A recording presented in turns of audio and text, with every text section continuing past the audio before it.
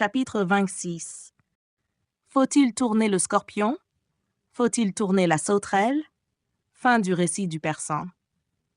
Ainsi, en descendant au fond du caveau, j'avais touché le fin fond de ma pensée, redoutable. Le misérable ne m'avait point trompé avec ses vagues menaces à l'adresse de beaucoup de ceux de la race humaine. Hors de l'humanité, il s'était bâti loin des hommes, un repère de bêtes souterraines, bien résolu à tout faire sauter avec lui, dans une éclatante catastrophe, si ceux du dessus de la terre venaient le traquer dans l'antre où il avait réfugié sa monstrueuse laideur. La découverte que nous venions de faire nous jeta dans un émoi qui nous fit oublier toutes nos peines passées, toutes nos souffrances présentes. Notre exceptionnelle situation, alors même que tout à l'heure nous nous étions trouvés sur le bord même du suicide, ne nous était pas encore apparue avec plus de précise épouvante. Nous comprenions maintenant tout ce qu'avait voulu dire et tout ce qu'avait dit le monstre à Christine Daae et tout ce que signifiait l'abominable phrase « Oui ou non? Si c'est non, tout le monde est mort et enterré. » Oui, enterré sous les débris de ce qui avait été le Grand Opéra de Paris. Pouvait-on imaginer plus effroyable crime pour quitter le monde dans une apothéose d'horreur? Préparé pour la tranquillité de sa retraite, la catastrophe allait servir à venger les amours du plus horrible monstre qui se fût encore promené sous les deux. Demain soir, à 11h, dernier délai. Ah, il avait bien choisi son heure. Il y aurait beaucoup de monde à la fête. Beaucoup de ceux de la race humaine, là-haut, dans les dessus flamboyants de la maison de musique. Quel plus beau cortège pourrait-il rêver pour mourir? Il allait descendre dans la tombe avec les plus belles épaules du monde, paré de tous les bijoux. Demain soir, 11h, nous devions sauter en pleine représentation. Si Christine Daae disait non, demain soir, 11h. Et comment Christine Daae ne dirait-elle point non? Est-ce qu'elle ne préférait pas se marier avec la mort, même qu'avec ce cadavre vivant? Est-ce qu'elle n'ignorait pas que de son refus dépendait le sort foudroyant de beaucoup de ceux de la race humaine? Demain soir, 11h. Et en nous traînant dans les ténèbres, en fuyant la poudre, en essayant de retrouver les marches de pierre, car tout là-haut, au-dessus de nos têtes, la trappe qui conduit dans la chambre des miroirs, à son tour s'est éteinte. Nous nous répétons, demain soir, 11h. Enfin, je retrouve l'escalier, mais tout à coup, je me redresse tout droit sur la première marche, car une pensée terrible m'embrase soudain le cerveau. Quelle heure est-il? Ah! Quelle heure est-il? Quelle heure? Car enfin, demain soir, 11h, c'est peut-être aujourd'hui, c'est peut-être tout de suite. Qui pourrait nous dire l'heure qu'il est? Il me semble que nous sommes enfermés dans cet enfer depuis des jours et des jours, depuis des années, depuis le commencement du monde. Tout cela va peut-être sauter à l'instant. Ah, un bruit, un craquement. Avez-vous entendu, monsieur? Là dans ce coin, grand Dieu, comme un bruit de mécanique. Encore! Ah, de la lumière. C'est peut-être la mécanique qui va tout faire sauter. Je vous dis un craquement. Vous êtes donc sourd? Monsieur de Chagny et moi, nous nous mettons à crier comme des fous. La peur nous talonne. Nous gravissons l'escalier en roulant sur les marches. La trappe est peut-être fermée là-haut. C'est peut-être cette porte fermée qui fait tout ce noir. Ah! Sortir du noir, sortir du noir. Retrouver la clarté mortelle de la chambre des miroirs. Mais nous sommes arrivés en haut de l'escalier. Non, la trappe n'est pas fermée, mais il fait aussi noir maintenant dans la chambre des miroirs que dans la cave que nous quittons. Nous sortons tout à fait de la cave. Nous nous traînons sur le plancher de la chambre des supplices, le plancher qui nous sépare de cette poudrière. Quelle heure est-il? Nous crions, nous appelons. Monsieur de Chagny clame de toutes ses forces renaissantes « Christine, Christine !» Et moi, j'appelle Éric. Je lui rappelle que je lui ai sauvé la vie. Mais rien ne nous répond. rien que notre propre désespoir, que notre propre folie. Quelle heure est-il? Demain soir, 11 heures. Nous discutons, nous nous efforçons de mesurer le temps que nous avons passé ici, mais nous sommes incapables de raisonner. Si on pouvait voir seulement le cadran d'une montre avec des aiguilles qui marchent. Ma montre est arrêtée depuis longtemps, mais celle de M. de Chagny marche encore. Il me dit qu'il l'a remontée en procédant à sa toilette de soirée avant de venir à l'opéra. Nous essayons de tirer de ce fait quelques conclusions qui nous laissent espérer que nous n'en sommes pas encore arrivés à la minute fatale. La moindre sorte de bruit qui nous vient par la trappe, que j'ai en vain essayé de refermer, nous rejette dans la plus atroce angoisse. Quelle heure est-il? Nous n'avons plus une allumette sur nous. Et cependant, il faudrait savoir, M. de Chagny imagine de briser le verre de sa montre et de tâter les 2 aiguilles. Un silence pendant lequel il tâte, il interroge les aiguilles du bout des doigts. L'anneau de la montre lui sert de point de repère. Il estime, à l'écartement des aiguilles, qu'il peut être justement 11 heures. Mais les 11 heures qui nous font tressaillir sont peut-être passées, n'est-ce pas? Il est peut-être 11h10. Et nous aurions au moins encore 12 heures devant nous. Et tout à coup, je crie « Silence !» Il m'a semblé entendre des pas dans la demeure à côté. Je ne me suis pas trompée. J'entends un bruit de porte, suivi de pas précipités. On frappe contre le mur. La voix de Christine Daae. « Raoul! Raoul !» Ah, nous crions tous à la fois, maintenant, de l'un et de l'autre côté du mur. Christine sanglote. Elle ne savait point si elle retrouverait M. de Chagny vivant. Le monstre a été terrible, paraît-il. Il n'a fait que délirer en attendant qu'elle voulût bien prononcer le oui qu'elle lui refusait. Et cependant, elle lui promettait ce oui s'il voulait bien la conduire dans la chambre des supplices. Mais il s'y était obstinément opposé, avec des menaces atroces à l'adresse de tous ceux de la race humaine. Enfin, après des heures et des heures de cet enfer, il venait de sortir à l'instant, la laissant seule pour réfléchir une dernière fois. Des heures et des heures. Quelle heure est-il, Christine? Il est 11 heures. 11 heures moins 5 minutes. Mais quelles 11 heures? Les 11 heures qui doivent décider de la vie ou de la mort. Il vient de me le répéter en partant, reprend la voix râlante de Christine. Il est épouvantable. Il délire et il a arraché son masque et ses yeux d'or lancent des flammes. Et il ne fait que rire.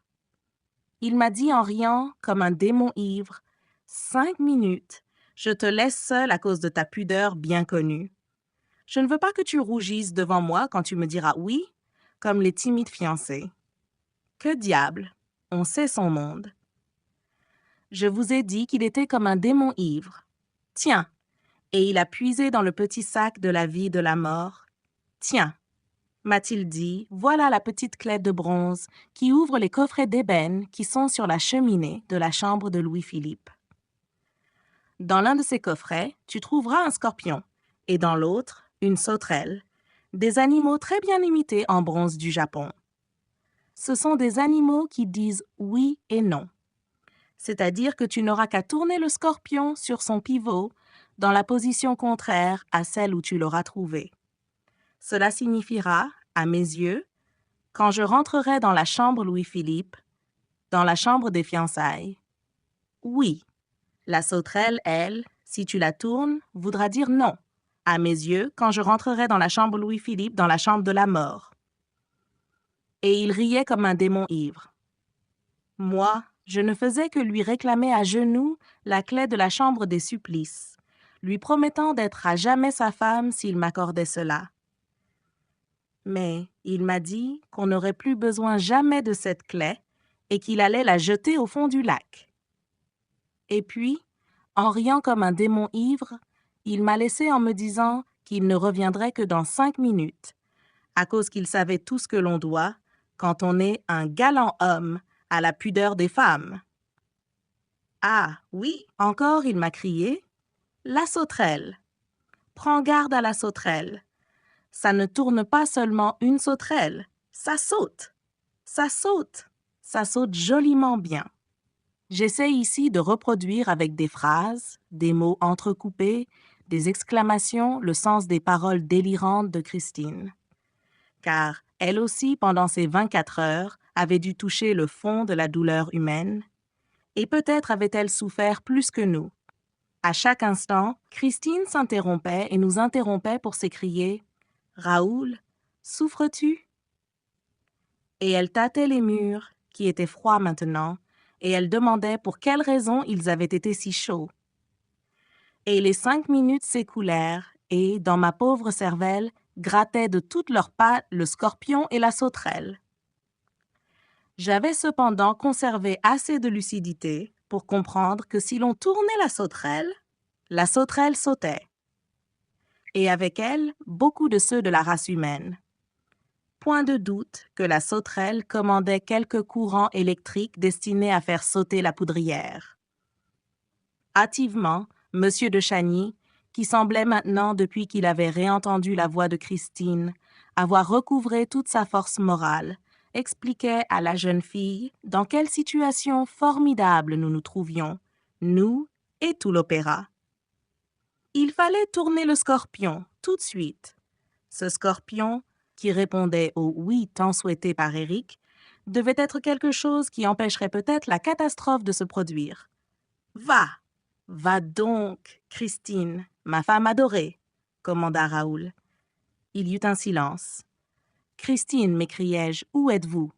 « Auprès du scorpion. » « N'y touchez pas !» L'idée m'était venue, car je connaissais mon Éric, que le monstre avait encore trompé la jeune femme. C'était peut-être le scorpion qui allait tout faire sauter. Car enfin, pourquoi n'était-il pas là, lui?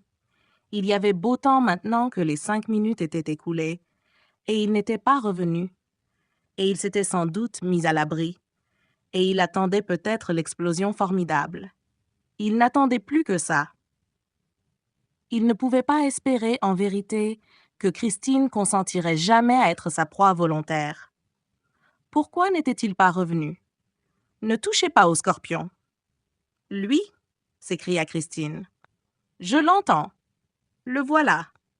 Hic. Il arrivait, en effet. Nous entendîmes ses pas qui se rapprochaient de la chambre Louis-Philippe. Il avait rejoint Christine. Il n'avait pas prononcé un mot. Alors, j'élevai la voix. Hic! C'est moi. Me reconnais-tu? À cet appel, il répondit aussitôt sur un ton extraordinairement pacifique. Vous n'êtes donc pas mort là-dedans? Eh bien, tâchez de vous tenir tranquille. Je voulus l'interrompre, mais il me dit si froidement que j'en restais glacée derrière mon mur. Plus un mot d'Aroga où je fais tout sauter. Et aussitôt, il ajouta « L'honneur doit en revenir à mademoiselle. » Mademoiselle n'a pas touché au scorpion. Comme il parlait posément, mademoiselle n'a pas touché à la sauterelle. Avec quel effrayant sang-froid. Mais il n'est pas trop tard pour bien faire. Tenez, j'ouvre sans clé, moi, car je suis l'amateur de trappe, et j'ouvre et ferme tout ce que je veux, comme je veux. J'ouvre les petits coffrets d'ébène. Regardez-y, mademoiselle, dans les petits coffrets d'ébène, les jolies petites bêtes. Sont-elles assez bien imitées? Et comme elles paraissent inoffensives. Mais l'habit ne fait pas le moine. Tout ceci d'une voix blanche uniforme. Si l'on tourne la sauterelle, nous sautons tous, mademoiselle. Il y a sous nos pieds assez de poudre pour faire sauter un quartier de Paris. Si l'on tourne le scorpion, toute cette poudre est noyée. Mademoiselle, à l'occasion de nos noces, vous allez faire un bien joli cadeau à quelques centaines de Parisiens qui applaudissent en ce moment un bien pauvre chef-d'œuvre de Meyerbeer. Vous allez leur faire cadeau de la vie, car vous allez, mademoiselle, de vos jolies mains, quelle voix lasse était cette voix, vous allez tourner le scorpion. Et gai, gai, nous nous marierons. Un silence et puis, si, dans 2 minutes, mademoiselle, vous n'avez pas tourné le scorpion, j'ai une montre, ajouta la voix d'Éric, une montre qui marche joliment bien. Moi, je tourne la sauterelle. Et la sauterelle, ça saute joliment bien. Le silence reprit, plus effrayant à lui tout seul que tous les autres effrayants silences. Je savais que lorsque Eric avait pris cette voix pacifique et tranquille et lasse, c'est qu'il était à bout de tout, capable du plus titanesque forfait ou du plus forcené dévouement, et qu'une syllabe déplaisante à son oreille pourrait déchaîner l'ouragan. Monsieur de Chagny, lui, avait compris qu'il n'y avait plus qu'à prier, et à genoux, il priait. Quant à moi, mon sang battait si fort que je dus saisir mon cœur dans ma main, de grand-peur qu'il n'éclatât. C'est que nous pressentions trop horriblement ce qui se passait en ces secondes suprêmes dans la pensée affolée de Christine Daae. C'est que nous comprenions son hésitation à tourner le scorpion. Encore une fois, si c'était le scorpion qui allait tout faire sauter. Si Eric avait résolu de nous engloutir tous avec lui. Enfin, la voix d'Eric, douce cette fois d'une douceur angélique. Les 2 minutes sont écoulées. Adieu, mademoiselle. Saute, sauterelle. Eric, s'écria Christine, qui avait dû se précipiter sur la main du monstre, me jures-tu, monstre, me jures-tu sur ton infernal amour, que c'est le scorpion qu'il faut tourner? Oui, pour sauter à nos noces. Ah, tu vois bien, nous allons sauter. À nos noces, innocente enfant. Le scorpion ouvre le bal, mais en voilà assez. Tu ne veux pas du scorpion? À moi la sauterelle. Eric, assez. J'avais joint mes cris à ceux de Christine. Monsieur de Chagny, toujours à genoux, continuait à prier. Eric, j'ai tourné le scorpion. Ah, la seconde que nous avons vécue là. À attendre. À attendre que nous ne soyons plus rien que des miettes, au milieu du tonnerre et des ruines. À sentir craquer sous nos pieds, dans le gouffre ouvert. Des choses qui pouvaient être le commencement de l'apothéose d'horreur. Car, par la trappe ouverte dans les ténèbres, gueule noire dans la nuit noire, un sifflement inquiétant, comme le premier bruit d'une fusée, venait. D'abord tout mince, et puis plus épais, puis très fort. Mais écoutez, écoutez, et retenez des 2 mains votre cœur prêt à sauter avec beaucoup de ceux de la race humaine. Ce n'est point là le sifflement du feu. Ne dirait-on point une fusée d'eau? À la trappe, écoutez, écoutez. Cela fait maintenant glou-glou, glou-glou. À la trappe, à la trappe, à la trappe. Quelle fraîcheur! À la fraîche, à la fraîche.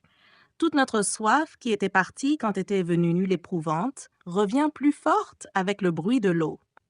L'eau, l'eau, l'eau qui monte dans la cave par-dessus les tonneaux, tous les tonneaux de poudre. Tonneaux, tonneaux. Avez-vous des tonneaux à vendre? L'eau.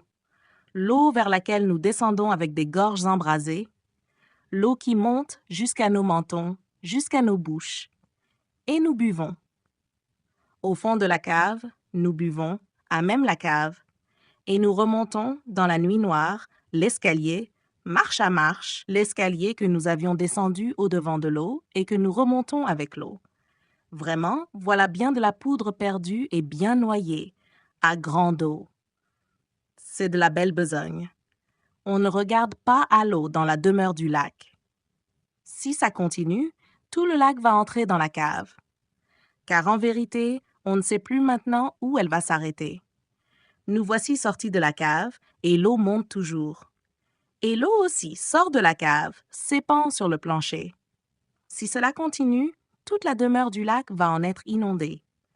Le plancher de la chambre des miroirs est lui-même un vrai petit lac dans lequel nos pieds barbotent. C'est assez d'eau comme cela. Il faut qu'Éric ferme le robinet. Éric, Éric, il y a assez d'eau pour la poudre. Tourne le robinet. Ferme le scorpion. Mais Éric ne répond pas. On n'entend plus rien que l'eau qui monte. Nous en avons maintenant jusqu'à mi-jambe. Christine, Christine, l'eau monte. Monte jusqu'à nos genoux, crie Monsieur de Chagny. Mais Christine ne répond pas. On n'entend plus rien que l'eau qui monte. Rien, rien dans la chambre à côté. Plus personne. Personne pour tourner le robinet. Personne pour fermer le scorpion. Nous sommes tout seuls dans le noir, avec l'eau noire qui nous étreint, qui grimpe, qui nous glace. Éric, Éric, Christine, Christine. Maintenant, nous avons perdu pied, et nous tournons dans l'eau, et s'arrête, emportés dans un mouvement de rotation irrésistible, car l'eau tourne avec nous, et nous nous heurtons au miroir noir qui nous repousse, et nos gorges soulevées au-dessus du tourbillon hurlent. Est-ce que nous allons mourir ici, noyés dans la chambre des supplices? Je n'ai jamais vu ça. Eric, au temps des heures roses de Mazanderan, ne m'a jamais montré cela par la petite fenêtre invisible. Eric, Eric, je t'ai sauvé la vie. Souviens-toi. Tu étais condamné. Tu allais mourir. Je t'ai ouvert les portes de la vie. Eric. Ah, nous tournons dans l'eau comme des épaves. Mais j'ai saisi tout à coup de mes mains égarées le tronc de l'arbre de fer. Et j'appelle Monsieur de Chagny, et nous voilà tous les deux suspendus à la branche de l'arbre de fer. Et l'eau monte toujours. Ah, ah, rappelez-vous, combien y a-t-il d'espace entre la branche de l'arbre de fer et le plafond en coupole de la chambre des miroirs? Tâchez à vous souvenir. Après tout, l'eau va peut-être s'arrêter. Elle trouvera sûrement son niveau. Tenez, il me semble qu'elle s'arrête. Non? Horreur! À la nage! À la nage! Nos bras qui nagent s'enlacent. Nous étouffons. Nous nous battons dans l'eau noire. Nous avons déjà peine à respirer l'air noir au-dessus de l'eau noire. L'air qui fuit, que nous entendons fuir au-dessus de nos têtes par je ne sais quel appareil de ventilation. Ah! Tournons. Tournons. Tournons jusqu'à ce que nous ayons trouvé la bouche d'air. Nous collerons notre bouche à la bouche d'air. Mais les forces m'abandonnent, j'essaie de me raccrocher au mur. Ah, comme les parois de glace sont glissantes à mes doigts qui cherchent. Nous tournons encore. Nous enfonçons. Un dernier effort. Un dernier cri. Eric, Christine, glou glou glou, dans les oreilles. Glou glou glou. Au fond de l'eau noire, nos oreilles font glou glou. Et il me semble encore, avant de perdre tout à fait connaissance, entendre entre deux glou-glou. Tonneau. Tonneau. Avez-vous des tonneaux à vendre?